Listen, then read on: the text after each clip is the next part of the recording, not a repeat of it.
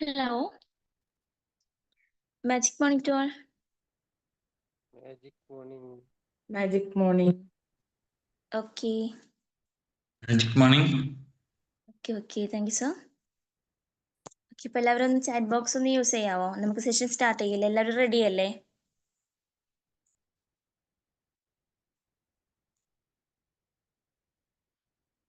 Okay. അപ്പോൾ ഇന്നത്തെ session എടുക്കുന്ന നിങ്ങളെല്ലാവരും നമ്മുടെ പോസ്റ്റേഴ്സും കാര്യം കണ്ടിട്ടുണ്ടാവും എന്ന് വിചാരിക്കുന്നു. അപ്പോൾ ഇന്നത്തെ സെഷൻ എടുക്കുന്നത് JCI ഇന്ത്യൻ സോൺ ട്രെയിനർ ആയിട്ടുള്ള സനിൻ കൈപ്പഗിൽ സാറാണ്. സാറിൻ്റെ ഇന്നത്തെ ടോപ്പിക് എന്ന് പറഞ്ഞാൽ ഫിനാൻഷ്യൽ ഫ്രീഡം. ഓക്കെ, അപ്പോൾ ഈ നല്ലൊരു ടോപ്പിക്കിനെ കുറിച്ച് ഇന്നത്തെ സെഷൻ എടുക്കാൻ വേണ്ടി സൈൻ സാറിനെ ഇൻവൈറ്റ് ചെയ്യാണ്. Sanin sir, please welcome sir.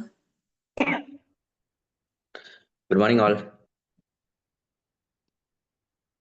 I hope you all can hear me. എല്ലാവർക്കും കേൾക്കാൻ പറ്റുന്നുണ്ടല്ലോ അല്ലേ? ആ സർ, കേൾക്കാൻ പറ്റുന്നുണ്ട്. ഓക്കെ. ഫിനാൻഷ്യൽ ഫ്രീഡം എത്ര പേര് കേട്ടിട്ടുണ്ട് അങ്ങനെ ഒരു ടേം? പറ്റുന്ന ഒരു ചാറ്റിൽ മെസ്സേജോ അല്ലെങ്കിൽ ഒരു ഓഡിയോ ഓപ്പൺ ചെയ്യാൻ പറ്റുമോ? ഇവിടെ അങ്ങനെ സിസ്റ്റം ഉണ്ടോ മാഡം? യെസ്.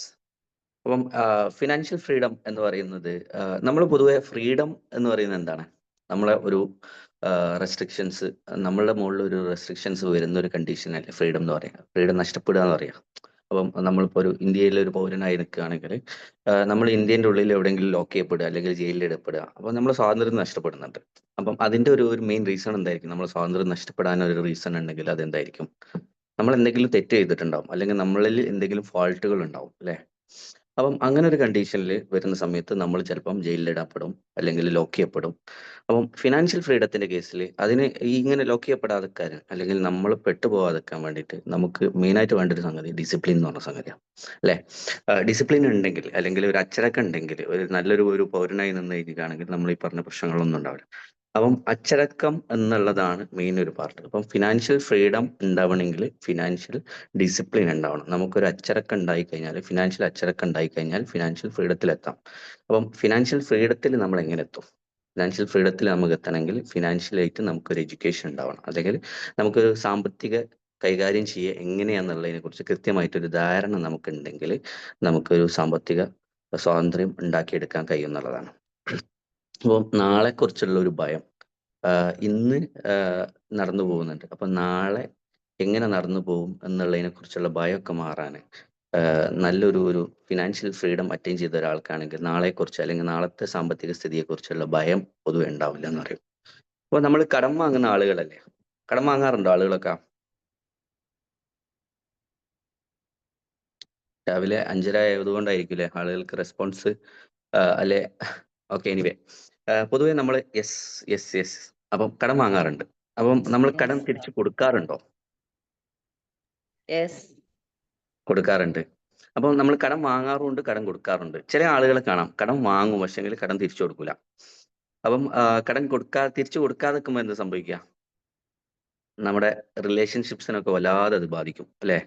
കാരണം വാങ്ങിച്ച ആള് നമുക്കൊരാൾ കടം തരണമെങ്കിൽ നമുക്ക് എന്തെങ്കിലും ഒരു കമ്മിറ്റ്മെന്റ് ഉണ്ടായതിന്റെ പുറത്തായിരിക്കും ആളുകൾ കടം തരിക. ഈവൻ ബാങ്ക് നമുക്ക് കടം തരണമെങ്കിൽ എന്ത് ചെയ്യണം? അവർക്ക് സെക്യൂരിറ്റി ആയിട്ട് എന്തെങ്കിലും കൊടുക്കണം. അപ്പോൾ സെക്യൂരിറ്റി ഇല്ലാതെ നമ്മൾ ആളുകൾ കടം തരും എങ്ങനെ? നമ്മളെ ഒരു റിലേഷൻഷിപ്സിന്റെ പുറത്തായിരിക്കും നമുക്ക് കടം തരുന്നത്. അപ്പം ഇങ്ങനെ കടം വാങ്ങിക്കഴിഞ്ഞിട്ട് തിരിച്ചു കൊടുക്കുകയും ചെയ്യാതെ നിൽക്കുമ്പം ബന്ധങ്ങൾ പലതും മുറിഞ്ഞു പോകുന്നുണ്ട്. അല്ലെങ്കിൽ നമ്മൾ ചെലവാക്കിയിട്ട് നമ്മുടെ കയ്യിൽ ഇല്ലാത്ത പൈസക്ക് നമ്മൾ ചെലവാക്കുന്ന കണ്ടീഷൻ വരുന്ന സമയത്ത് നമ്മൾ ഫ്രസ്ട്രേറ്റഡ് ആവും. കാരണം എന്താ വെച്ച് കഴിഞ്ഞാൽ അത് തിരിച്ചടക്കാൻ കഴിയാതെ ലോൺ എടുക്കുന്ന ആളുകളുണ്ട്, ക്രെഡിറ്റ് കാർഡ് ഉപയോഗിക്കുന്ന ആളുകളുണ്ട്. ഇവർക്കൊക്കെ ഈ സാമ്പത്തികമായിട്ട് കൃത്യമായിട്ടും ഒരു ഡിസിപ്ലിൻ ഉണ്ടെങ്കിൽ മാത്രമേ ഇത് ബാലൻസ് ചെയ്ത് കൊണ്ടുപോകാൻ കഴിയുള്ളൂ. അപ്പം സാമ്പത്തിക അച്ചടക്കം എന്ന് പറയുന്നത് it's the understanding about the money which we use to spend. നമ്മൾ സ്പെൻഡ് ചെയ്യുന്ന പൈസയെ കുറിച്ചുള്ള കൃത്യമായിട്ടും ഒരു അണ്ടർസ്റ്റാൻഡിങ് ഉണ്ടാവുക എന്നുള്ളതാണ്. അപ്പം ഫിനാൻഷ്യൽ ഡിസിപ്ലിൻ ഉണ്ടാവണമെങ്കിൽ അതിലൂടെ മാത്രമേ നിങ്ങൾക്ക് ഫിനാൻഷ്യൽ ഫ്രീഡം അറ്റൈൻ ചെയ്യാൻ പറ്റുള്ളൂ. അപ്പം ഇന്ത്യയിൽ തന്നെ നമ്മളൊരു ഫിനാൻഷ്യൽ ലിറ്ററസീൻ്റെ കണക്ക് ഞാൻ നേരത്തെ പറഞ്ഞു, സാമ്പത്തിക അച്ചടക്കം ഉണ്ടാവണമെങ്കിൽ നമുക്കൊരു സാമ്പത്തിക വിദ്യാഭ്യാസം ഉണ്ടാവണം, അല്ലെങ്കിൽ ലിറ്ററസി കൈവരിക്കാൻ കഴിയണം. അപ്പോൾ ഇന്ത്യയിലെ ജനങ്ങളുടെ ഒരു പെർസെൻറ്റേജ് എടുത്തു കഴിഞ്ഞാൽ സാമ്പത്തിക ലിറ്ററസി, ഫിനാൻഷ്യൽ ലിറ്ററസിയുടെ ഒരു പെർസെൻറ്റേജ് കൗണ്ട് ചെയ്യുകയാണെങ്കിൽ 27% മാത്രം ആളുകൾക്ക് മാത്രമേ ഫിനാൻഷ്യൽ ലിറ്ററസി ഉള്ളൂ എന്നാണ് കണക്ക് പറയുന്നത്. അതായത് പ്രായമായിട്ടുള്ള ആളുകളുടെ കണ്ടീഷനിൽ. ഇനി വിദ്യാർത്ഥികളുടെ കാര്യത്തിലേക്കൊക്കെ പോയി കഴിഞ്ഞാൽ 16% വിദ്യാർത്ഥികൾക്ക് മാത്രമേ ഫിനാൻഷ്യൽ എഡ്യൂക്കേഷൻ അല്ലെങ്കിൽ ഫിനാൻഷ്യൽ ലിറ്ററസി കൈവരിക്കാൻ കഴിഞ്ഞിട്ടുള്ളൂ എന്നാണ്. അപ്പം നമ്മൾ ആ ഒരു പെർസെൻറ്റേജ് നോക്കുന്ന സമയത്ത് ആളുകളുടെ ഇതിനെക്കുറിച്ചുള്ള നോളജ് അത്രയും വീക്കാന്നുള്ളതാണ് പറയുന്നത്. അപ്പം ഇത് എന്തിനു സഹായിക്കും? ഫിനാൻഷ്യൽ ലിറ്ററസി കൂടിക്കഴിഞ്ഞാൽ നമ്മുടെ ഈ ഫിനാൻഷ്യൽ എക്സ്പെൻഡിച്ചേഴ്സ് അല്ലെങ്കിൽ ഫിനാൻഷ്യൽ മാറ്റേഴ്സിലുള്ള മാനേജ്മെന്റിനെ സഹായിക്കാൻ വേണ്ടിയിട്ട് നമുക്കത് നോളജ് ഉണ്ടെങ്കിൽ അത് ഉപയോഗിച്ചിട്ട് നമ്മൾ റൈറ്റ് ഡിസിഷൻ എടുക്കാൻ ചിലപ്പോൾ കഴിഞ്ഞേക്കാം. ചില സമയത്ത് റൈറ്റ് ഡിസിഷൻ എടുത്തു കഴിഞ്ഞാൽ ഫെയിൽ ആവുന്നുണ്ട്. അത് leave up to the god. എങ്കിലും 95 to 99% നമുക്ക് കൃത്യമായിട്ടും ഒരു ഫിനാൻഷ്യൽ എഡ്യൂക്കേഷൻ ഉണ്ടെങ്കിൽ നമുക്ക് പല സംഗതികളിൽ നിന്നും കവറപ്പ് ചെയ്ത് വരാൻ കഴിയും. നമ്മുടെ ലൈഫിൽ എത്രയും നേരത്തെ ഫിനാൻഷ്യൽ ലിറ്ററസി കൈവരിക്കാൻ പറ്റുമോ അത്രയും നേരത്തെ നമ്മൾ സ്റ്റേബിൾ ആവും. അപ്പം നമ്മൾ വാരൻ ബഫറ്റിനെ കുറിച്ചൊക്കെ പറയാറുണ്ട്. അദ്ദേഹം 14-ാമത്തെ വയസ്സിൽ കോടീശ്വരനാ, അല്ലെങ്കിൽ 14-ാമത്തെ വയസ്സിൽ സ്വന്തമായിട്ട് ഫാം ലാൻഡും കാര്യങ്ങളൊക്കെ വാങ്ങി ഒരാളാ. അപ്പം അതിൻ്റെയൊക്കെ മെയിൻ റീസൺ എന്തായിരുന്നു എന്ന് അദ്ദേഹത്തിന് തന്നെ എഴുത്തുകളിൽ നമുക്ക് കാണാം. നേരത്തെ അദ്ദേഹം അറിഞ്ഞു, അല്ലെ നേരത്തെ അദ്ദേഹം പഠിച്ചു. 18 വയസ്സൊക്കെ ആകുമ്പോഴേക്ക് അദ്ദേഹം സ്റ്റോക്ക് മാർക്കറ്റിലൊക്കെ ലിസ്റ്റഡ് ആയിട്ട് അല്ലെങ്കിൽ അങ്ങനെ കുറെ കമ്പനീസ് ഓൺ ചെയ്തുകൊണ്ട് ഇന്ന് 95 വയസ്സോളം ഏകദേശം ആയിട്ടുണ്ട്. അപ്പൊ ഇന്ന് ലോക സമ്പന്നരുടെ പട്ടികയിൽ ആദ്യത്തെ 10 കഴിഞ്ഞ കുറെ വർഷങ്ങളായിട്ട് അദ്ദേഹം ഇങ്ങനെ നിലകൊണ്ടു പോകുന്നുണ്ട്. സ്വന്തം ആസ്തിയുടെ നല്ലൊരു ശതമാനം പാവപ്പെട്ടവരുടെ ആവശ്യത്തിന് വേണ്ടി കൊടുത്തു കഴിഞ്ഞിട്ട് പോലും അദ്ദേഹത്തിന്റെ ആസ്തി അല്ലെങ്കിൽ കോടീശ്വര പട്ടികയിൽ നിൽക്കാൻ കഴിയുന്നുണ്ടെങ്കിൽ അതിൻ്റെയൊക്കെ മെയിൻ റീസൺ എന്ന് വെച്ചാൽ നേരത്തെ അദ്ദേഹം തുടങ്ങി. നമ്മൾ ജീവിതത്തിൽ തുടങ്ങുന്നത് കഴിയുന്ന നേരത്തെ തുടങ്ങാൻ പറ്റുക. ഇനി നേരത്തെ തുടങ്ങിയിട്ടില്ലെങ്കിലും ലേറ്റ് ആയി കഴിഞ്ഞു കഴിഞ്ഞാലും നമ്മളത് അതിനെക്കുറിച്ച് പഠിക്കാനും അറിയാനും ശ്രമിക്കുക. ഇപ്പോൾ 65-ാം വയസ്സിലാണ് KFCയുടെ ഓണർ കേണൽ സാൻഡേഴ്സൺ അദ്ദേഹത്തിന്റെ ജീവിതത്തിന്റെ മെയിൻ ഒരു വഴിത്തിരിവിലേക്ക് വന്നിട്ടുള്ളത്. അപ്പം നമ്മൾ ലേറ്റ് ആയി എന്ന് വിചാരിച്ചിട്ട് നമ്മൾ എന്ത് ചെയ്യണ്ട, നിർത്തി വെക്കേണ്ട ആവശ്യമില്ല. അപ്പം ഫിനാൻഷ്യൽ ഏരിയയിൽ ഒരു 8 ഹാബിറ്റ്സുകൾ അല്ലെങ്കിൽ 8 കാര്യങ്ങൾ നമ്മൾ കൃത്യമായിട്ടും മനസ്സിലാക്കുക. അതിൽ ഒന്നാമത്തേത് എന്ന് വെച്ച് കഴിഞ്ഞാണെങ്കിൽ നമുക്കൊരു സെൽഫ് മോട്ടിവേഷൻ ഉണ്ടാവണം. അതായത് നമുക്ക് പറ്റും എന്നുള്ള ഒരു തോന്നൽ നമുക്ക് വേണം. അതായത് നമ്മുടെ മണി മാനേജ് ചെയ്യാൻ വേണ്ടിയിട്ട്, നമ്മുടെ കാര്യങ്ങൾ കൈകാര്യം ചെയ്യാൻ വേണ്ടിയിട്ട്, ഫിനാൻഷ്യൽ ഏരിയയിൽ കൈകാര്യം ചെയ്യാൻ വേണ്ടിയിട്ട് നമുക്ക് പറ്റും എന്നുള്ള ബോധ്യം നമുക്ക് സ്വയം ഉണ്ടാവുക. ചില ആളുകൾ പറയും എനിക്കിതൊന്നും നടക്കൂല, അപ്പം കണക്കുകളൊക്കെ എഴുതി വെക്കാൻ പറഞ്ഞു കഴിഞ്ഞാൽ അതൊന്നും എനിക്ക് നടക്കൂല. ബട്ട് നമ്മൾ റെഗുലർലി സെൽഫ് മോട്ടിവേറ്റഡ് ആവണം ഫസ്റ്റ്ലി. കാരണം എനിക്ക് എൻ്റെ പൈസ കൈകാര്യം ചെയ്യാൻ പറ്റും, അല്ലെങ്കിൽ എൻ്റെ എക്സ്പെൻഡിച്ചേഴ്സ് കൺട്രോൾ ചെയ്യാൻ പറ്റും എന്നുള്ള സെൽഫ് മോട്ടിവേഷൻ ഫസ്റ്റ് വേണം. രണ്ടാമതായിട്ട് നമുക്ക് വേണ്ടത് ബഡ്ജറ്റിംഗ് അല്ലെങ്കിൽ ഒരു പ്ലാനിങ് ഫോർമാറ്റ് വേണം. കൃത്യമായിട്ടും നമ്മുടെ ഫിനാൻഷ്യൽ എക്സ്പെൻഡിച്ചേഴ്സ് അല്ലെങ്കിൽ ഫിനാൻഷ്യൽ വരവുകളും ചെലവുകളും ഒക്കെ ട്രാക്ക് ചെയ്യാനുള്ള ഒരു പ്ലാനിങ് മെത്തേഡ് നമുക്ക് വേണം, അല്ലെങ്കിൽ ബഡ്ജറ്റിംഗ് മെത്തേഡ് വേണം. അപ്പം വരാനുള്ള എമൗണ്ടിനെ കുറിച്ച് കൃത്യമായിട്ടൊരു ധാരണയും അത് എവിടെയൊക്കെ ചെലവാക്കണം എന്നുള്ള കൃത്യമായിട്ടുള്ള ധാരണയുള്ള ഒരാളെ സംബന്ധിച്ചിടത്തോളം അയാളുടെ ബഡ്ജറ്റ് കറക്റ്റ് ആണെങ്കിൽ, ആ ബഡ്ജറ്റ് ട്രാക്ക് ചെയ്ത് പോകുന്നുണ്ടെങ്കിൽ അയാൾക്ക് എന്ത് ചെയ്യാൻ പറ്റും, ഫിനാൻഷ്യലി സ്റ്റേബിളായി നിൽക്കാൻ പറ്റും. മൂന്നാമതായിട്ട് കൺസപ്ഷൻ ഹാബിറ്റ്. ഞാൻ ആദ്യം പറഞ്ഞു നമുക്ക് സെൽഫായിട്ട് ഒരു മോട്ടിവേഷൻ വേണം. രണ്ടാമതായിട്ട് ഒരു ബഡ്ജറ്റിംഗ് ഫോർമാറ്റ് വേണം. മൂന്നാമതായിട്ട് കൺസംഷൻ ഹാബിറ്റ്സ്. അതായത് ചില ആളുകൾ ചെലവാക്കും. അപ്പം ആളെ കയ്യിൽ 1 ലക്ഷം രൂപ ഉണ്ടെങ്കിൽ അല്ലെങ്കിൽ 50,000 രൂപ ഉണ്ടെങ്കിൽ ഇന്ന് 50 എത്തിക്കഴിഞ്ഞാൽ നാളെ ആകുമ്പോഴേക്ക് 25 ആവും, മറ്റന്നാൾ ആകുമ്പോഴേക്ക് 10,000 ആവും, അടുത്ത ദിവസം ആകുമ്പോഴേക്ക് ചിലപ്പോൾ തീർന്നിട്ടുണ്ടാവും. പിന്നെ കടം വാങ്ങും. ഈ മന്ത് കഴിയുമ്പോഴേക്ക് അടുത്തത് തുടങ്ങും. അതായത് കിട്ടുന്ന എമൗണ്ടിന് ഒരു നല്ലൊരു ശതമാനം ആർക്കെങ്കിലും റീപേ ചെയ്യാനുണ്ടാവും. കടം വാങ്ങുന്നത് ഞാൻ നേരത്തെ പറഞ്ഞ മാതിരി തെറ്റില്ല, പക്ഷേ നമ്മൾ ബാലൻസ്ഡ് ആയിട്ട് കടങ്ങളൊക്കെ വാങ്ങുക. അപ്പോൾ കൺസംഷൻ ഹാബിറ്റ്സ് കൃത്യമായിട്ടും ഒരു ഹാബിറ്റ് ഉണ്ടാക്കിയെടുക്കുക. നമ്മുടെ കൈ ഓട്ടക്കൈയാന്ന് ചിലർ പറയും. അതിന്റെ കാര്യം എന്താ, നമുക്ക് വരുമ്പോഴേക്ക് നമ്മളത് തീർന്നു പോകുന്നുണ്ട്. അതേപോലെ തന്നെ നാലാമത് ഡെബിറ്റ് അഡ്മിനിസ്ട്രേഷൻ, കടം മാനേജ് ചെയ്യുക എന്നുള്ളത്. ലൈഫിൽ കടം കൃത്യമായിട്ട് മാനേജ് ചെയ്യാതെ ലൈഫ് തന്നെ, അതായത് ആത്മഹത്യ ചെയ്യേണ്ട അവസ്ഥയിലേക്ക് പോയ ഒരുപാട് ആളുകളുണ്ട്. കഫേ കോഫിയുടെ കേട്ടിട്ടില്ലേ? അദ്ദേഹത്തിന്റെ അതിന്റെ ഓണർക്ക് കറക്റ്റായിട്ട് ബിസിനസ്സോ അല്ലെങ്കിൽ കടങ്ങളോ ബാലൻസ് ചെയ്യാൻ ആരോ കൈ വന്നിക്കുന്നുണ്ടോ? ഓക്കെ, ബാലൻസ് ചെയ്യാൻ കഴിയാതെ ആത്മഹത്യ ചെയ്യേണ്ടി വന്നിട്ടുണ്ട്. അപ്പം ലൈഫിൽ കടം നമ്മൾ എവിടത്തോളം ഈ നമ്മുടെ ഇന്നത്തെ ഇന്ത്യയിലെ ഏറ്റവും വലിയ പൈസക്കാരിലുള്ള ഒരുവിധം ആളുകൾ, റിലയൻസിന്റെ അംബാനി ആയാലും ശരി, അദാനി ആയാലും ശരി, അവരൊക്കെ കടം വാങ്ങിക്കൊണ്ടാണ് ബിസിനസ്സുകൾ വളർത്തിയിട്ടുള്ളത്. അപ്പം കടം വാങ്ങുന്നത് തെറ്റില്ല, നമ്മളെ വളർത്താൻ വേണ്ടിയിട്ട് കടങ്ങൾ നമുക്ക് വാങ്ങും. അത് ബാലൻസ്ഡ് ആയിട്ട് മാനേജ് ചെയ്ത് പോയിട്ടില്ലെങ്കിൽ ബുദ്ധിമുട്ടായി പോകും. അഞ്ചാമതായിട്ട് സേവിങ്സ് ആണ്. നമ്മുടെ ലൈഫിൽ നമുക്ക് ഏത് ലെവലിലേക്ക് വളരണമെങ്കിലും നമുക്ക് കൃത്യമായിട്ടും ഒരു സേവിങ്സ് പ്ലാൻ വേണം. നമ്മളൊരു റൂള് പറയുകയാണെങ്കിൽ 50-30-20 റൂള് പറയും. അതായത് നമ്മുടെ ടോട്ടൽ റവന്യൂസ് വരുന്ന സമയത്ത് നമ്മുടെ ഒരു 50% നമ്മളെ ആവശ്യങ്ങൾക്ക് വേണ്ടി, നമ്മളെ നീഡ്സിന് വേണ്ടി ചിലവാക്കാന്ന് പറയും. 30% നമ്മളെ വാൺസിന് വേണ്ടി ചിലവാക്കാന്ന് പറയും. അതായത് നീഡ്സ് എന്ന് പറയുന്നതിൽ നമുക്ക് നിർബന്ധമായിട്ട് ചെയ്യേണ്ടേ, നമുക്ക് വീട്ടിലേക്ക് ഭക്ഷണം വാങ്ങണം, അല്ലെങ്കിൽ വീട്ടിലേക്ക് അരി വാങ്ങണം, അല്ലെങ്കിൽ നമ്മുടെ റെന്റ് കൊടുക്കണം, ഇങ്ങനെയുള്ള ആവശ്യങ്ങൾക്ക് വേണ്ടി ചിലവാക്കാൻ നമുക്ക് 100 രൂപ വരുന്നുണ്ടെങ്കിൽ 50 രൂപ ചിലവാക്കാം. വാൺസിന് വേണ്ടിയിട്ട് നമ്മളെ ആഗ്രഹങ്ങൾ ഉണ്ടാവും. ഇപ്പം വീട്ടുകാർക്ക് സിനിമക്ക് പോകണം, അത് നമ്മളെ വാൺസ് ആഗ്രഹങ്ങളാണ്. അപ്പം ഇനി അതല്ല, ഒരു എന്റർടൈൻമെന്റ് ആവശ്യങ്ങൾക്ക് വേണ്ടിയിട്ട് പുറത്തു പോകണം, അല്ലെങ്കിൽ അഡീഷണലി എന്തെങ്കിലും നമുക്ക് നിർബന്ധമുള്ളതല്ല പക്ഷെങ്കിൽ നമുക്ക് ചെയ്യാൻ നമ്മളെ ആഗ്രഹങ്ങളുടെ പുറത്ത് ചെയ്യുന്ന കാര്യങ്ങളുണ്ടാവും. അതിനു വേണ്ടി ഒരു 30% നമുക്ക് ചിലവാക്കാം. ബാക്കി ഒരു 20% ഉണ്ട്. അതായത് 50-30-20 ഒരു 20% വി ഷുഡ് മൂവ് ടു, അല്ലെങ്കിൽ അത്രയും നമ്മുടെ സേവിങ്സിന് വേണ്ടിയിട്ടോ അല്ലെങ്കിൽ നമ്മുടെ ഇൻവെസ്റ്റ്മെന്റിന് വേണ്ടിയിട്ടോ നമ്മൾ ചിലവാക്കണം. അതാണ് 50-30-20 റൂൾ എന്ന് പറയുന്നത്. അപ്പോൾ ഞാൻ നേരത്തെ പറഞ്ഞു, അഞ്ചാമതായിട്ട് നല്ലൊരു സേവിങ്സ് പ്ലാൻ നമുക്ക് വേണം. അതേപോലെ തന്നെ ആറാമതായിട്ട് നമുക്ക് റിസ്ക് മാനേജ്മെന്റ് സ്ട്രാറ്റജി വേണം. ലൈഫിൽ റിസ്കുകൾ സംഭവിക്കും, ലൈഫിൽ ഫിനാൻഷ്യൽ ഡൗൺസ് ഉണ്ടാവും, അല്ലെങ്കിൽ ക്രൈസിസ് ഉണ്ടാവും, ഫിനാൻഷ്യൽ ക്രൈസിസ് ഉള്ള സമയങ്ങൾ ഉണ്ടാവും, റെസിഷൻസ് ഉണ്ടാവും. അപ്പം ഇങ്ങനത്തെ സമയങ്ങളിലൊക്കെ നമുക്കത് മാനേജ് ചെയ്യാൻ വേണ്ടിയിട്ട് നമുക്ക് ഏതർ ഒരു ഫണ്ടായിട്ടോ അല്ലെങ്കിൽ അതിനുള്ള ഒരു സ്ട്രാറ്റജിയോ നമ്മുടെ കയ്യിൽ വേണം. ചില ആളുകൾ ഇൻവെസ്റ്റ്മെന്റ് ചെയ്ത് വെക്കും, ലിക്വിഫയബിൾ ഇൻവെസ്റ്റ്മെന്റ് ചെയ്യും, ചിലർ ഗോൾഡ് വാങ്ങി വെക്കും. വാട്ടെവർ എങ്ങനെയായാലും നമുക്കൊരു സിറ്റുവേഷൻ വന്നു കഴിഞ്ഞാൽ അതിനെ മാനേജ് ചെയ്യാനുള്ള ഒരു പ്ലാൻ നമുക്ക് വേണം. ഏഴാമതായിട്ട് ഇൻവെസ്റ്റ്മെന്റ്സ് ആണ്. ഇൻവെസ്റ്റ്മെന്റ്സ് എന്ന് പറയുന്ന സമയത്ത് നമുക്ക് ഏത് രീതിയിലും ചെയ്യാം. ചില ആളുകൾ സ്റ്റോക്ക് മാർക്കറ്റിൽ ചെയ്യുന്നവരുണ്ടാവും, സിസ്റ്റമാറ്റിക് ഇൻവെസ്റ്റ്മെന്റ്സ് നടത്തുന്ന ആളുകളുണ്ടാവും, ചില ആളുകൾ സോളിഡ് അസറ്റ്സിൽ മാത്രം ഇൻവെസ്റ്റ് ചെയ്യുന്ന ആളുകളുണ്ടാവും. ഒരു ബിൽഡിംഗ് വാങ്ങുക, അല്ലെങ്കിൽ ഒരു പ്രോപ്പർട്ടി വാങ്ങുക, അതിൽ നിന്ന് റവന്യൂസ് കിട്ടുന്ന രൂപത്തിലുള്ള ഇൻവെസ്റ്റ്മെന്റ്സ് ചെയ്യുന്ന ആൾ. പല രീതിയിൽ നിങ്ങൾക്ക് ഇൻവെസ്റ്റ് ചെയ്യാം. വിച്ചെവർ യു ഫീൽ സേഫ് ആണെന്ന് തോന്നുന്ന രീതിയിലുള്ള ഇൻവെസ്റ്റ്മെന്റ്സ് ചെയ്യാൻ ശ്രമിക്കുക. എട്ടാമതായിട്ട് റിട്ടയർമെന്റ് പ്ലാൻസ് ആൻഡ് ഇൻഷുറൻസ്. പല ആളുകളും വിട്ടുപോകുന്ന ഒരു കാര്യമാണ്. ലൈഫിൽ ഇൻഷുറൻസ് അല്ലെങ്കിൽ റിട്ടയർ ആവാനുള്ള സമയത്തിനെ കുറിച്ചൊരു പ്ലാനിങ് ഒന്നും എടുക്കാത്ത ഒരുപാട് ആളുകളുണ്ട്. അതിന്റെ ചില ആളുകൾ 40ാമത്തെ വയസ്സിലൊക്കെ റിട്ടയർമെന്റ് പറയുന്ന ആളുകളുണ്ട്. ഞാൻ അറിയുന്ന ഒരാൾ 40 വയസ്സാവുമ്പോഴേക്ക് 30 വയസ്സിൽ പറഞ്ഞു 40 ആകുമ്പോൾ റിട്ടയർ ചെയ്യുന്നു പറഞ്ഞു. 40ാമത്തെ വയസ്സാകുമ്പോഴേക്ക് റിട്ടയർ ചെയ്യാന്ന് പറഞ്ഞു കഴിഞ്ഞാൽ ഒന്നും ചെയ്യാതെ ഇരിക്കുക എന്നുള്ളതല്ല.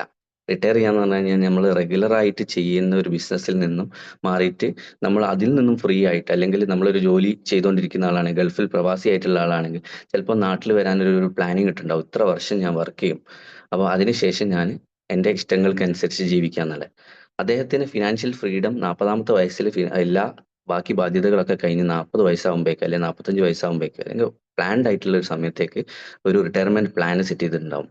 അപ്പോൾ അങ്ങനെ കൃത്യമായിട്ട് റിട്ടയർമെന്റ് പ്ലാൻ സെറ്റ് ചെയ്ത് അതിന് വേണ്ടിയിട്ട് ഇൻവെസ്റ്റ് ചെയ്ത് അതിന് വേണ്ടിയിട്ട് സേഫ് ഗാർഡ് ചെയ്തിട്ടുള്ള ഒരു ഫോമിൽ എത്താൻ വേണ്ടിയിട്ട് നിർബന്ധമായിട്ട് വേണ്ട ഒരു സംഗതിയും കൂടിയാണ് ഇൻഷുറൻസ്. കാരണം അൺപ്ലാൻഡ് ആയിട്ട് ഹെൽത്ത് ഇഷ്യൂസ് ഒക്കെ വന്നു കഴിഞ്ഞാൽ അതിനെ നമുക്ക് അതിനൊരു എന്താ പറയുക, ഒരു ഷീൽഡായിട്ട്, അല്ലെങ്കിൽ നമ്മുടെ അപ്പോഴത്തെ ബാധ്യതകൾ നേരിടാൻ വേണ്ടിയിട്ട് നമ്മൾ നേരത്തെ തുടങ്ങിക്കഴിഞ്ഞാൽ, ഒരു 30 വയസ്സുള്ള ആൾ അല്ലെങ്കിൽ 25 വയസ്സുള്ള ആൾ ഇൻഷുറൻസ് ഒക്കെ നല്ലൊരു പ്രീമിയം, ഞാനൊരു ഇൻഷുറൻസ് ഏജന്റ് അല്ല കേട്ടോ, അപ്പം ഇൻഷുറൻസ് ഒക്കെ പ്ലാൻ ചെയ്ത് കൊണ്ടുപോയി കഴിഞ്ഞ് കഴിഞ്ഞാൽ പെട്ടെന്ന് വരുന്ന എക്സ്പെൻഡിച്ചേഴ്സ് ഇൻഷുറൻസ് കമ്പനി ബെയർ ചെയ്തോളും.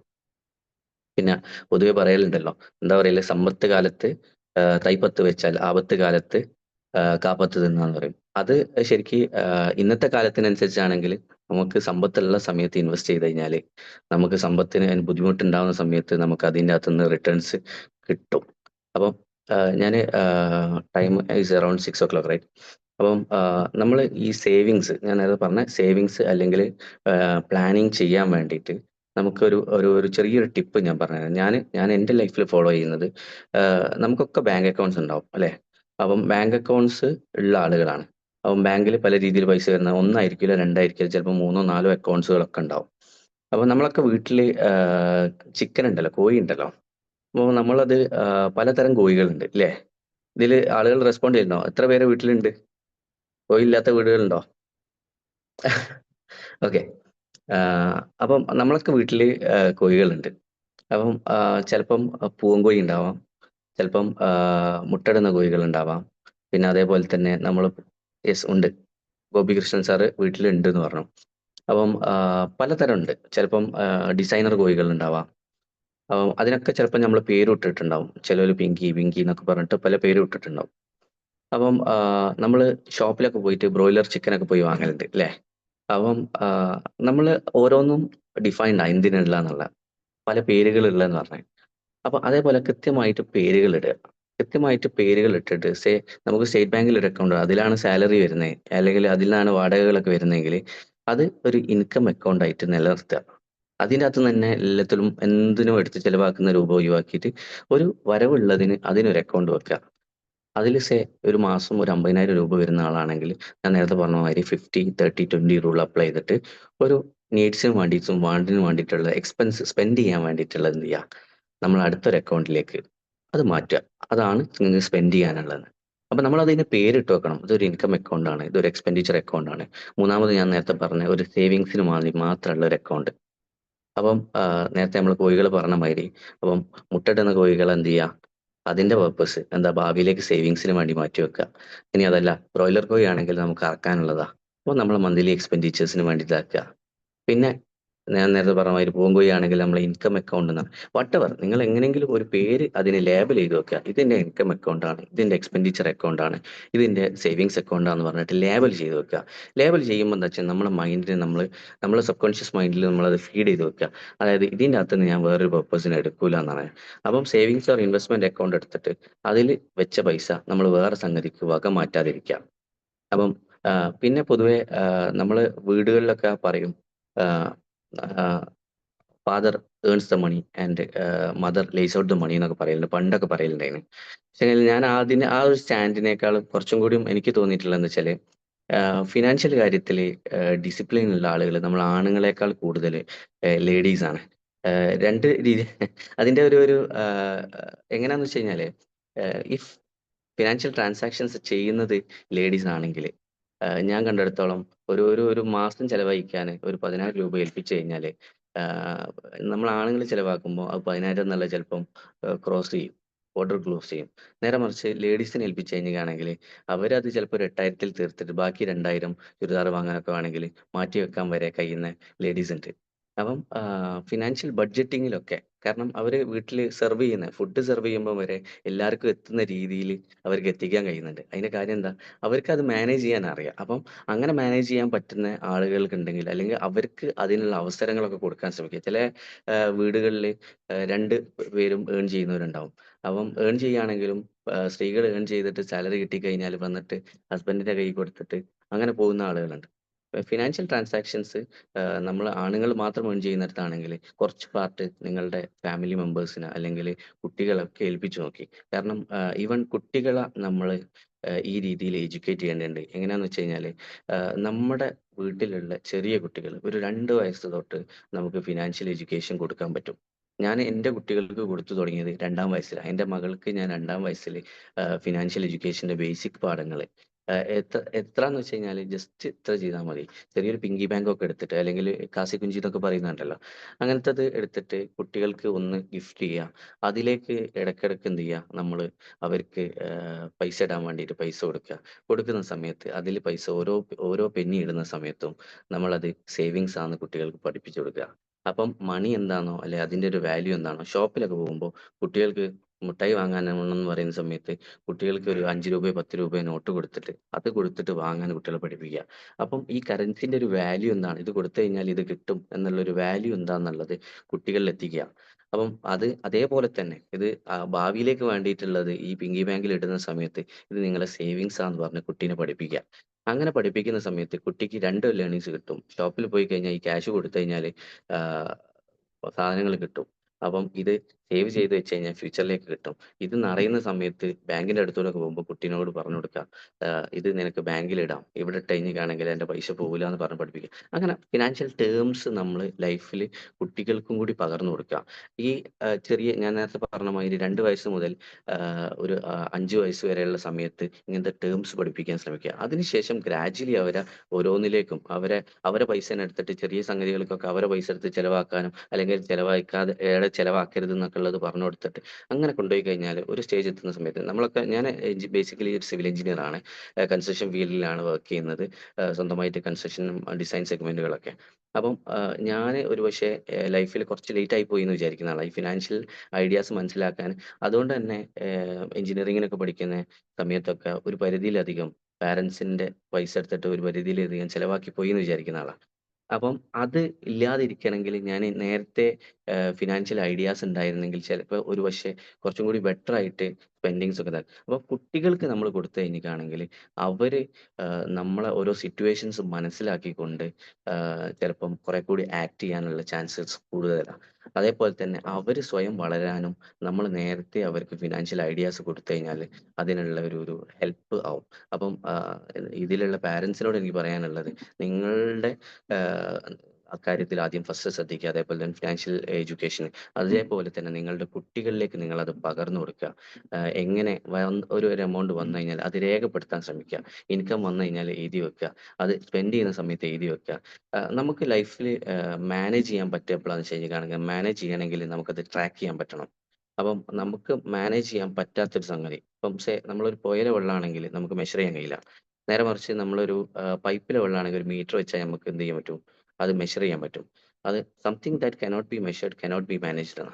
അപ്പോൾ മെഷർ ചെയ്യാൻ പറ്റാത്ത സാധനത്തിന് നമുക്ക് മാനേജ് ചെയ്യാൻ പ്രയാസമായിരിക്കും. അപ്പം നമ്മൾ കൃത്യമായിട്ടും നമ്മുടെ ഇൻകംസ് ആൻഡ് എക്സ്പെൻസും ബാക്കി കാര്യങ്ങളൊക്കെ രേഖപ്പെടുത്തുക. അത് മെഷർ ചെയ്യണമെങ്കിൽ it should be written or it should be tract. അപ്പം ട്രാക്ക് ചെയ്യണമെങ്കിൽ അതിന് കൃത്യമായിട്ടും നമ്മളത് നോട്ട് ചെയ്യുക. എന്നിട്ട് ഒരു മന്ത് കഴിഞ്ഞിട്ട് നമ്മളത് റിവ്യൂ ചെയ്യുക. അപ്പം അതിനകത്ത് പ്രയോറിറ്റിയിൽ നമുക്ക് ആവശ്യമില്ലാത്തതൊക്കെ ഉണ്ടാവും ചിലപ്പം.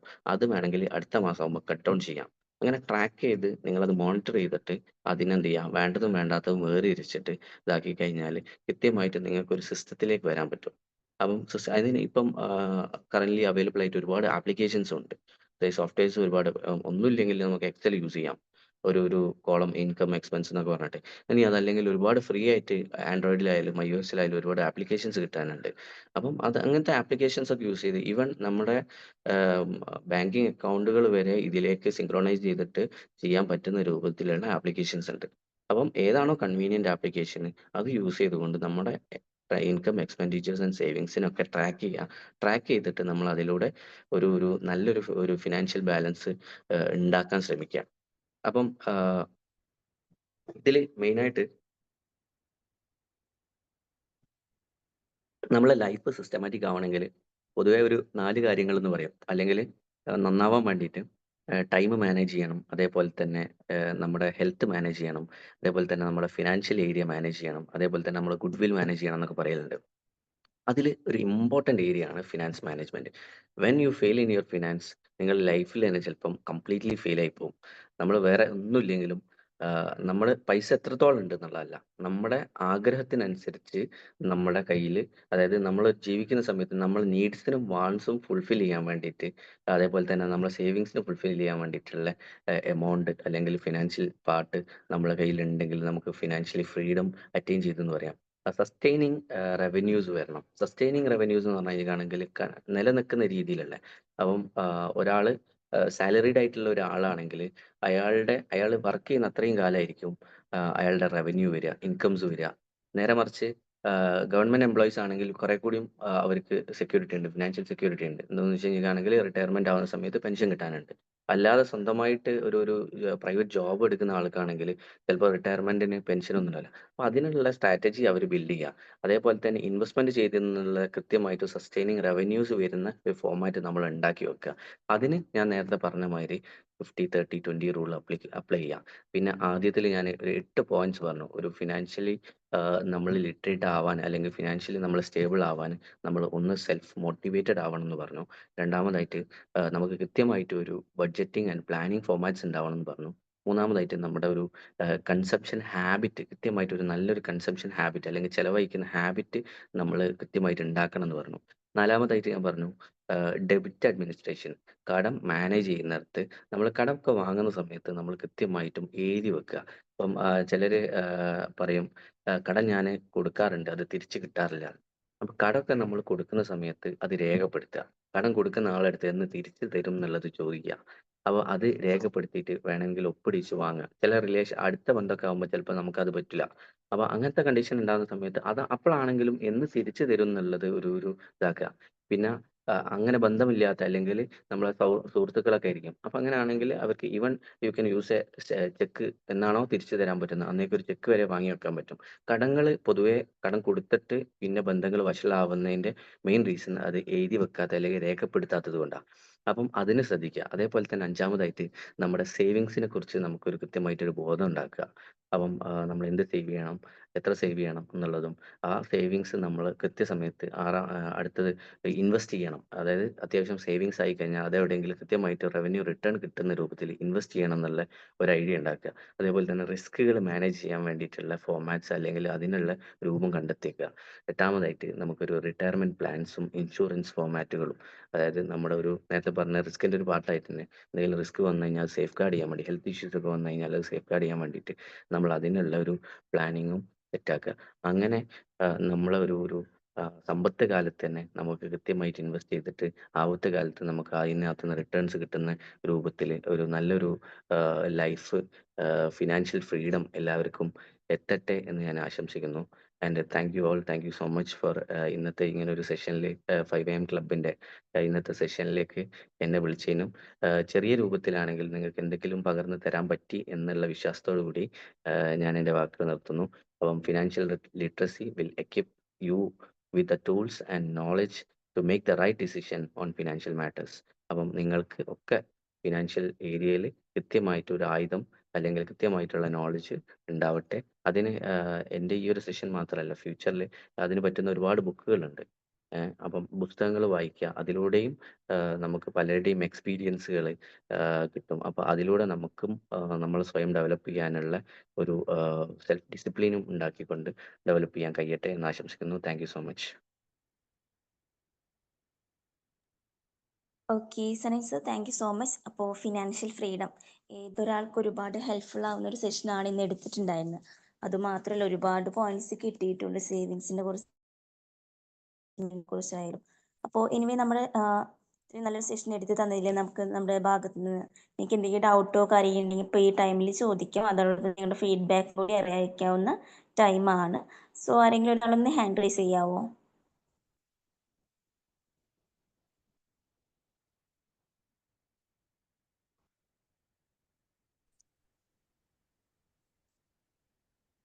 Okay, Basheer sir. ഞാൻ ആരും പറയുന്നില്ലാത്തപ്പം തുടങ്ങി. മാജിക് മോർണിംഗ് സനിൻ സാർ, നല്ല ക്ലാസ് ആയിരുന്നു. ഫൈനാൻഷ്യൽ സാമ്പത്തിക സാക്ഷരത സിമ്പിളായിട്ട് സാർ പറഞ്ഞു തന്നു. വളരെ ഇഷ്ടപ്പെട്ടു. കാരണം എല്ലാ പോയിന്റ്സും വളരെ കൃത്യമാണ്. നമ്മൾ മലയാളികൾ സാമ്പത്തിക സാക്ഷരതയിൽ നല്ല ഉയർന്നിട്ടാണെങ്കിലും സാമ്പത്തിക സാക്ഷരതയിൽ സാറ് പറഞ്ഞ മാതിരി 27% ഇന്ത്യൻ്റെതെങ്കിൽ 17% കേരളത്തിൻ്റെതെന്നാണ് ഞാൻ വായിച്ചത്. 10% ടോട്ടൽ ഇന്ത്യനെക്കാട്ടി കുറവാണ് കേരളത്തിന്. ബാക്കിയുള്ള ഈവൻ UP ബീഹാർ വരെ സാമ്പത്തിക സാക്ഷരതയിൽ നമ്മളെക്കാട്ടി കൂടുന്നവർ. അവരൊന്നും അങ്ങനെ പൈസ കിട്ടിയാൽ ഇന്ന് 10 കിട്ടി, നമ്മളിന്ന് 10 കിട്ടിയാൽ 12 റുപ്യ ചെലവാക്കുന്ന സ്വഭാവമാണ്. നാളത്തേക്ക് കടക്കാരനായിട്ടാണ് മിക്കവാറും എല്ലാ മലയാളിയും കിടന്നുറങ്ങുന്നത്. EMI ശമ്പളം കിട്ടുമ്പോൾ EMI കൊടുത്തു കഴിഞ്ഞാൽ മിക്കവാറും ആൾക്കാർക്ക് ശമ്പളം 20-ാം തീയതി ആകുമ്പോഴേക്ക് കലാസാകുക. പിന്നെ 10 ദിവസം ജസ്റ്റ് മാനേജ്മെന്റ് അവിടെ നിന്ന് വാങ്ങി ഇവിടെ നിന്ന് വാങ്ങി അങ്ങനെയുള്ള റൊട്ടേഷൻ. മലയാളിനെ പറ്റി ഒരു ചൊല്ല് തന്നെ ഉണ്ട്, ആവശ്യമില്ലാത്ത സാധനം ഇല്ലാത്ത പൈസക്ക് കടം വാങ്ങി ഇഷ്ടപ്പെടാത്തവനെ കാണിക്കുകയാണ്. അങ്ങനത്തെ ഞാനിവിടെ ഒരു പുസ്തകത്തിൽ വായിച്ച, നമുക്ക് ആവശ്യമില്ലാത്ത സാധനം വാങ്ങും, പിന്നെ ആവശ്യമുള്ള സാധനം വിറ്റിട്ട് ആവശ്യമില്ലാത്ത സാധനത്തിന്റെ കടം വിട്ടും. അങ്ങനെയാണ്. നല്ലൊരു ക്ലാസ് ആയിരുന്നു. അതേപോലെ ഈ ഹെൽത്ത് ഇൻഷുറൻസ് ഒക്കെ നിർബന്ധമായിട്ട് ഫിനാൻഷ്യലിന്റെ ഒരു ബേസിക്കാണ്. ഹെൽത്ത് ഇൻഷുറൻസ്, എമർജൻസി ഫണ്ട് ഇതൊക്കെ ഉണ്ടായാൽ ഒരു 6 മാസത്തെ എമർജൻസി ഫണ്ട് നമ്മളെ കയ്യിലുണ്ടായിരുന്നു നമുക്കൊരു ധൈര്യം തനിയെ ഉള്ളുന്നും വരും. ഒരു 6 മാസത്തേക്ക് ബേസിക്കായിട്ട് ജീവിക്കാനുള്ള പൈസ എൻ്റെ ബാങ്ക് അക്കൗണ്ടിൽ സേവ് ചെയ്ത് നടക്കുകയാണെന്നുണ്ടെങ്കിൽ നമുക്ക് വേറെ എന്ത് റിസ്ക് എടുക്കാനുള്ള ധൈര്യം ഉണ്ടാവും. ഒരു 6 മാസത്തേക്ക് ജീവിക്കാൻ പൈസ ഉണ്ടല്ലോ കയ്യിൽ, പിന്നെ കൈ കിട്ടിയാൽ മതിയല്ലോ എന്ന് വിചാരിച്ചു. പക്ഷെ എന്തായാലും ഇപ്പൊ വളരെ നന്നായി വരുന്നുണ്ട്. കുറെ ആൾക്കാർക്ക് മാറ്റം വന്നിട്ടുണ്ട്. കൺസംഷനൊക്കെ എങ്കിലും ആവശ്യമില്ലാതെ കുറെ സാധനങ്ങൾ വാങ്ങിയിട്ടുണ്ട്. പബ്ലിക് ട്രാൻസ്പോർട്ട് ഒന്നും ഉപയോഗിക്കാതെ മാക്സിമം സ്വന്തം സെൽഫ് ഇതിലായിട്ട് അങ്ങനെയൊക്കെയാണ് കുറെ പൈസ പോണേ. അതായത് വണ്ടി ഉപയോഗിക്കേണ്ട എന്നല്ല വേണ്ട, എഫോർഡ് ചെയ്യാൻ പറ്റുന്നവർക്ക് ഉപയോഗിക്കാം. അല്ലാത്തവന് ഉപയോഗിക്കുമ്പോൾ, മറ്റുള്ളവന് ഉപയോഗിക്കുന്നത് കണ്ട് നമ്മൾ ഉപയോഗിക്കുമ്പോൾ നമ്മൾ കടത്തിലേക്ക് പോകും. അതാണ് അതിന്റെ വ്യത്യാസം. നന്നായിരുന്നു sir class. Thank you very much. Okay, thank you, Bashir sir. Thank you so much. Then next, ഇനി ആരാ സംസാരിക്കുന്നേ?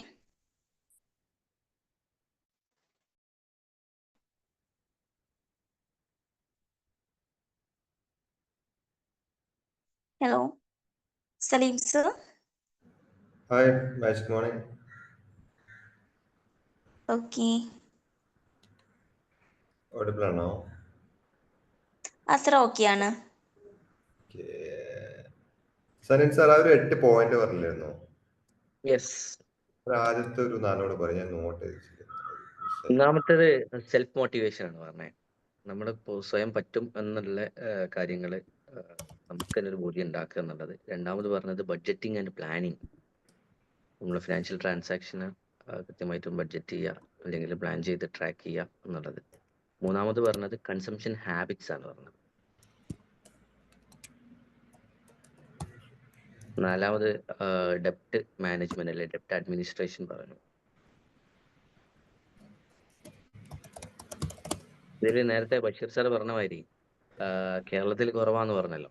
അതിന്റെ ഒരു ഞാൻ നേരത്തെ കുട്ടികളുടെ കാര്യം പറഞ്ഞു. അപ്പൊ അതിൽ കണക്ട് ചെയ്ത് പറയേണ്ട ഒരു സംഗതി, ഇന്ത്യയിലെ റിച്ചസ്റ്റ് കമ്മ്യൂണിറ്റീസിനെ നോക്കുകയാണെങ്കിൽ അതിൽ ഗുജറാത്തീസ് അല്ലെങ്കിൽ മാർവാഡീസും ഒക്കെയാണ് ഏറ്റവും മുന്നിൽ നിൽക്കുന്നത്. അപ്പം അതിൻ്റെയൊക്കെ മെയിൻ റീസൺ എന്ന് പറയുന്നത്, even from the dining table അവരുടെ കുട്ടികൾക്കും അവരുടെ ഫാമിലിയിലേക്കൊക്കെ ഫിനാൻഷ്യൽ ആൻഡ് ബിസിനസ് എഡ്യൂക്കേഷൻ കൃത്യമായിട്ടും അവർ കൺവേ ചെയ്യുന്നുണ്ട്, കൊടുക്കുന്നുണ്ട്. അപ്പം അറിയുന്നവർ അത് ഷെയർ ചെയ്യുന്നുണ്ട്. അവരെ വീടിൻ്റെ ഉള്ളിലായാലും ശരി, അവരെ സൊസൈറ്റിൻ്റെ ഉള്ളിലായാലും ശരി. ഒരു പർട്ടിക്കുലർ സൊസൈറ്റിൻ്റെ ഉള്ളിലേക്ക് എടുക്കുകയാണെങ്കിലും അവർ പരസ്പരം അങ്ങോട്ടും ഇങ്ങോട്ടും നോളജ് ഷെയർ ചെയ്യുന്നുണ്ട്, അതേപോലെ തന്നെ ഹെൽപ്പ് ചെയ്യുന്നുണ്ട്. അപ്പം ആ കാര്യത്തിൽ നമ്മൾ മലയാളീസ് ആയാലും ശരി, വേറെ പല സ്റ്റേറ്റിലുള്ള ആളുകളും കുറച്ച് വീക്കാണ്. അതായത് കുട്ടികളെ പഠിപ്പിക്കുന്ന കാര്യത്തിൽ ഇങ്ങനത്തെ ഏരിയയിൽ പഠിപ്പിക്കുന്നത്. അപ്പം അത് അങ്ങനെ ഒരു ശീലം തുടങ്ങിക്കഴിഞ്ഞാൽ, അതായത് ഈ ഫിനാൻഷ്യൽ എഡ്യൂക്കേഷനൊക്കെ കുട്ടികൾക്ക് ഈവൻ ഫ്രം ദ നേരത്തെ പറഞ്ഞ മാതിരി ഫ്രം ദ ഡൈനിങ് ടേബിളിൽ നിന്നാണെങ്കിലും കൊടുത്തു കഴിഞ്ഞാണെങ്കിൽ, പൊതുവെ സംസാരിക്കരുതെന്ന് പറയും എങ്കിലും അവരൊക്കെ കൊടുക്കുന്ന ഫീഡ് ചെയ്യുന്നത്, ഭക്ഷണത്തിനപ്പുറം തന്നെ ഫീഡ് ചെയ്യുന്ന സാധനമാണ് ഇങ്ങനത്തെ ബിസിനസ് എഡ്യൂക്കേഷൻസ് അല്ലെങ്കിൽ ബിസിനസ് നോളജുകൾ ഷെയർ ചെയ്യുക. അപ്പം നമ്മളൊക്കെ കുട്ടികളോട് ഇങ്ങനത്തെ കാര്യങ്ങളൊന്നും ഷെയർ ചെയ്യില്ല. അപ്പം ബിസിനസ് എന്തായിരുന്നോ അല്ലെ ജോലിൻ്റെ സ്ഥിതി എന്താണെന്നുള്ള ഒന്നും ഷെയർ ചെയ്യാതൊക്കെ, അതിനേക്കാളും അവർ ഷെയർ ചെയ്ത് അവരെ എങ്ങനെ മേലോട്ട് എത്താൻ പറ്റും എന്നുള്ളത് പഠിപ്പിച്ചുകൊണ്ട് കയറുക. അല്ലാതെ വെറുതെ സ്കൂളിലേക്ക് പോയി കുറച്ച് സിലബസും പഠിപ്പിച്ചിട്ട് പോകുന്നതിലപ്പുറം നമ്മുടെ റിയൽ ലൈഫിലുള്ള കാര്യങ്ങളും കൂടി കുട്ടികളിലേക്ക് എത്തിച്ചു കഴിഞ്ഞാൽ കുറെ കൂടി ബെറ്റർ ഉണ്ടാവും. സലീം സാർ, ഞാൻ പറഞ്ഞ ക്ലിയർ അല്ലേ 4 പോയിന്റും? ഞാൻ അതിലൊന്ന് ആഡ് ചെയ്യാം. ഈ ഗുജറാത്തിലെ ഡയമണ്ട് മർച്ചന്റ് ദൊലാക്കിയ അയാളെ മകനെ 2000 റുപ്യയും കൊടുത്തിട്ട് വിട്ട്. ഈ 2000 റുപ്യ അയാൾ ചെലവാക്കാൻ പാടില്ല. എന്നിട്ട് ഇയാളിപ്പോ ലാസ്റ്റിൽ തിരുവനന്തപുരത്ത് ഒരു ഹോട്ടലിൽ സപ്ലയർ ആയിട്ടൊക്കെയാണ് പോയത്. അങ്ങനെ അതായത് ലൈഫിൽ ഏറ്റവും വലിയ കോടീശ്വരനാണ്. ഇന്ത്യയിൽ ഒരെണ്ണം പറഞ്ഞ കോടീശ്വരന്റെ മകൻ വന്നിട്ട് എച്ചില് തുടക്കുകയായിരുന്നു തിരുവനന്തപുരത്തെ ഒരു ഹോട്ടലില്. ആ കൊടുത്ത 2000 ആള് പോക്കറ്റ് മണിയായിട്ട് കൊടുത്ത 2000 തിരിച്ചു ചെല്ലുമ്പോ ആ 2000 ഇയാളെ കയ്യിൽ വേണം. അത് ഓരോ ഫാമിലിയിലെ എല്ലാവർക്കും ഉള്ളൊരു ഇതാണ്, ഒരു പരിശീലന. അയാളെ കല്യാണപ്പം അടുത്ത് നടന്ന് 2000 കോടി ചെലവാക്കിയിട്ട ഈ മനുഷ്യനെ ഇയാള്. അത് അവര് ഗുജറാത്തികൾ പൈസന്റെ വില ശരിക്കും പഠിപ്പിച്ചു കൊടുക്കും. ഒരു പൈസ എങ്ങനെ വരുന്നത്, എങ്ങനെ പോണെന്നുണ്ട്. നമുക്കത് നമ്മളെ കുട്ടികളെ പഠിപ്പിക്കില്ല. നമ്മൾ പറഞ്ഞ മാതിരി ഡെയിലി ഒരു ബഡ്ജറ്റ്, ഇപ്പൊ സാറ് പറഞ്ഞ മാതിരി ഇഷ്ടംപോലെ ആപ്പ് ഉള്ളതാണ്. ഒന്നുമില്ല, അതിൽ ഫീഡ് ചെയ്ത് കൊടുത്താൽ അത് തന്നെ ആയിക്കോളും എല്ലാ കാര്യങ്ങളും. മന്ത്ലി റിപ്പോർട്ട് അവര് തരും നമുക്ക്. ഇന്നെ വിലക്ക് വകയിലേക്ക് ഞങ്ങളെ പൈസ പോയത്. പക്ഷെ ആൾക്കാർക്ക് ഇപ്പോഴും ഒരു ഇത് വരുന്നില്ല, കൺസംഷൻ സ്റ്റേറ്റ് ആയി മാറിപ്പോയി നമ്മൾ. സനൻ സാർ, ഞാൻ ഫിനാൻഷ്യൽ കുറച്ച് വീക്കാണ്, ട്രാക്കിംഗ് അത്ര ഉണ്ടാവാറില്ല. അപ്പോൾ നല്ലൊരു ആപ്പ് എന്ത് സജസ്റ്റ് ചെയ്യാനും? ഒരുപാട് ആപ്പുകൾ, ചിലത് നമുക്ക് ട്രസ്റ്റ് ചെയ്യാൻ പറ്റുമോ എന്നുള്ളതൊക്കെയാണ്. അങ്ങനെ കുറെ കൺസേൺസ് ഉണ്ട്. ഡാറ്റ പേഴ്സണൽ എക്സ്പെൻഡിച്ചർ ട്രാക്ക് ചെയ്യാൻ ഞാൻ യൂസ് ചെയ്യൽ വാലറ്റ് എന്ന് പറയുന്ന ആപ്പ് ഉണ്ട്. വാലറ്റ് എന്ന് പറയുന്ന ആപ്പ് ഉണ്ട്, അതാണ് ഞാൻ യൂസ് ചെയ്യുന്നത്. മുന്നേ ഒക്കെ എക്സൽ ആയിരുന്നു യൂസ് ചെയ്തിരുന്നത്. അതിന്റെ മുന്നേ സിസ്റ്റം സെറ്റ് ചെയ്യുന്നതിന് മുന്നേ കൃത്യമായിട്ട് ഞാനത് ട്രാക്ക് ചെയ്യാൻ തുടങ്ങിയ കാലത്ത് ഞാൻ ഈ ആപ്ലിക്കേഷൻസ് ഒന്നും യൂസ് ചെയ്തിട്ടില്ല. കാരണം ശരിക്കും ഒരു കൃത്യം പേപ്പറിലോ അല്ലെങ്കിൽ ബുക്കോ അതിന് സെറ്റ് ചെയ്തിട്ട് ബുക്ക് കീപ്പിംഗ് ഫോർമാറ്റ് ആണ് തുടങ്ങാൻ നല്ലത്. ഒരു 1 or 2 months അല്ലെങ്കിൽ 2 or 3 months നമ്മളത് കൃത്യമായിട്ടും ഫിസിക്കലായിട്ട് തന്നെ ട്രാക്ക് ചെയ്തിട്ട് അതിന് ശേഷം മാറുന്നതായിരിക്കും ചിലപ്പം നമ്മൾ ആ ഒരു ഫോർമാറ്റിലേക്ക് നമ്മൾ എത്താൻ ചിലപ്പോൾ നന്നാവുക. കാരണം ആപ്ലിക്കേഷൻസിനുള്ള മെയിൻ ഒരു പ്രശ്നം, നമ്മളത് ആപ്പ് എടുക്കാൻ വേണ്ടി ഫോൺ എടുത്താലും അപ്പോഴേക്ക് നമ്മൾ ഇൻസ്റ്റാഗ്രാമോ ഫേസ്ബുക്കിലേക്ക് നമ്മൾ ചാടി പോകാനുള്ള സാധ്യത കൂടുതലാണ്. അപ്പം അങ്ങനത്തെ ഒരു റീല് കണ്ടു കഴിയുമ്പോഴത്തേക്ക് നമ്മൾ വിചാരിച്ച എക്സ്പെൻസ് എഴുതി വെക്കാൻ വെച്ചിട്ട് മറന്നു പോകും. അപ്പം ട്രാക്കിംഗ് ഫോർമാറ്റിലേക്ക് അതിനൊരു റെഗുലർ രീതി നമുക്ക് ഉണ്ടാവണമെങ്കിൽ, അല്ലെങ്കിൽ ഹാബിറ്റായി മാറണം എന്നുണ്ടെങ്കിൽ ഫിസിക്കലായിട്ട് ട്രൈ ചെയ്ത് തുടങ്ങുന്നതായിരിക്കും ചിലപ്പോൾ നന്നാവുക. ചിലർക്ക് അത് പ്രശ്നം ഉണ്ടാവില്ല. പ്രശ്നമില്ലാന്ന് തോന്നുകയാണെങ്കിൽ ആപ്ലിക്കേഷൻസ് യൂസ് ചെയ്യാം. വാലറ്റ് ഉണ്ട്, പിന്നെ അതേപോലെ തന്നെ എക്സ്പെൻസ് ട്രാക്കർ എന്നൊക്കെ പറഞ്ഞിട്ടുള്ള കുറേ ആപ്ലിക്കേഷൻസ് ഉണ്ട് ഫോണിലാണെങ്കിൽ. സിസ്റ്റത്തിൽ സോഫ്റ്റ്വെയർസ് നമുക്ക് പർച്ചേസ് ചെയ്യാൻ പറ്റുന്ന സോഫ്റ്റ്വെയർസും ഉണ്ട് വേണമെങ്കിൽ, റെഗുലർ അങ്ങനെ പേഴ്സണലായിട്ടാണെങ്കിലും ബിസിനസ്സിനായിട്ടാലും. ബിസിനസ്സിനൊക്കെ എന്തായാലും വേണം. പേഴ്സണലി ഉള്ളത് ഒന്നെങ്കിൽ റൈറ്റിംഗ് മെത്തേഡ് അല്ലെങ്കിൽ എക്സലും കുഴപ്പമില്ല. എക്സലിൽ വേണമെങ്കിൽ പിവോട്ടൊക്കെ ഉണ്ടാക്കിയിട്ട് നമുക്ക് മന്ത്ലി ഓരോന്നും ട്രാക്ക് ചെയ്ത് അതിനൊക്കെ കാറ്റഗറി ഒക്കെ കൊടുത്തിട്ടൊക്കെ. പണ്ടുള്ള ആളുകളൊക്കെ, എൻ്റെ ഫാദറൊക്കെ പണ്ട് എക്സലിൽ കളിച്ച ആളാണ്, അപ്പോൾ എക്സലിൽ പഠിപ്പിച്ചു തന്നിരുന്നു. അപ്പോൾ അതിൽ നമുക്ക് കാറ്റഗറി ഒക്കെ കൊടുത്തിട്ട് വേണമെങ്കിൽ ഇപ്പുറത്ത് എന്ത് ചെയ്യാം, പിവോട്ട് വരും. അതായത് സേവിങ്സിന് എത്ര പോയിട്ടുണ്ട്, ഇൻകത്തിന് എത്ര പോയിട്ടുണ്ട്, അല്ലെങ്കിൽ ഞാൻ നേരത്തെ പറഞ്ഞ നീഡ്സും വാണ്ട്സിനൊക്കെ എത്ര പോയി എന്നൊക്കെ ഉള്ളത് വേണമെങ്കിൽ നമുക്ക് കാറ്റഗറി കൊടുത്തിട്ടൊക്കെ വേണമെങ്കിൽ നമുക്ക് ഇതൊക്കെ പൈ ചാർട്ടൊക്കെ വേണമെങ്കിൽ കിട്ടും. അപ്പോൾ ആപ്ലിക്കേഷൻസും ഇതേപോലെ തന്നെ. ആപ്ലിക്കേഷൻ പിന്നെ പ്രീ സെറ്റ് ആണ്. നേരത്തെ ബഷീർ സാർ പറഞ്ഞ മാതിരി അതിൻ്റെ അകത്ത് നമ്മൾ കൊടുക്കുന്ന സമയത്ത് തന്നെ കാറ്റഗറി കൊടുത്താൽ ഇപ്പുറത്ത് നമുക്ക് ഗ്രാഫ് കിട്ടും. ഞാൻ ഗൂഗിൾ ഷീറ്റ് നോക്കിയിരുന്നു, പക്ഷെ മാനേജ് ചെയ്യാൻ പറ്റുന്നത് അങ്ങനെ വിട്ടുപോയി. ഈസി ആയിട്ട് ഇങ്ങനെ ട്രാക്ക് ചെയ്ത് അറിയാൻ വേണ്ടി application.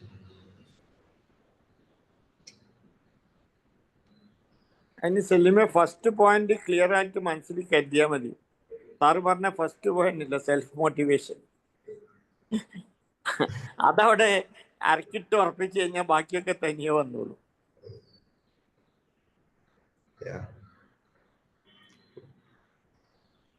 Okay, thank you Salim sir, thank you Salim sir. Basheer sir, then ഇനി ആരെങ്കിലും സംസാരിക്കുന്നുണ്ടോ? ഉണ്ടെങ്കിൽ പെട്ടെന്ന് ഹാൻഡ് റൈസ് ചെയ്യാവോ? ഇതേപോലെ എന്തെങ്കിലും ഡൗട്ട്സോ കാര്യം ഉണ്ടെങ്കിൽ നിങ്ങൾക്ക് ഇപ്പോൾ ഈ ടൈമിലൊന്ന് ചോദിക്കാം. Okay, Unnikrishna sir.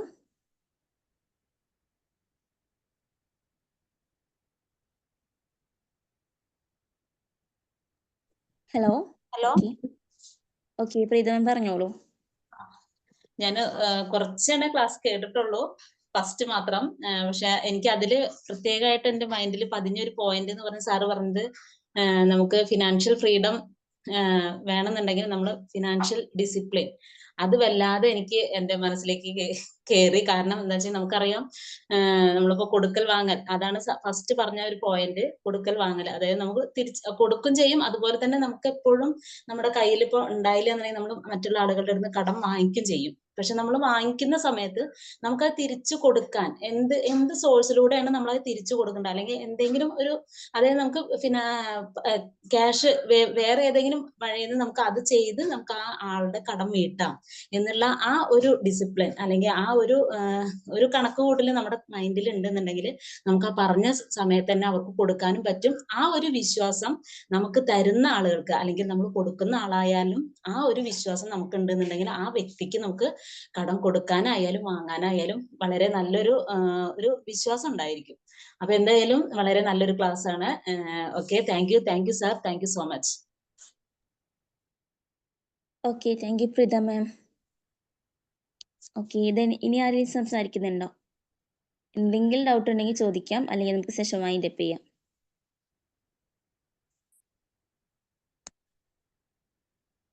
Okay, Sanin sir anyway thank you so much. നല്ലൊരു സെഷൻ ആയിരുന്നു. അപ്പോൾ എല്ലാവർക്കും വളരെയധികം ഹെൽപ്ഫുൾ ആവുന്ന ഒരു സെഷനും നല്ലൊരു ടോപ്പിക്കും ആയിരുന്നു.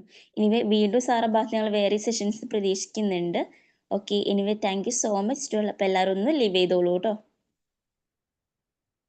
Thank you Sanin sir. All thank you. Thank you, Sarin sir. Thank you all. Thank you all. Thank you.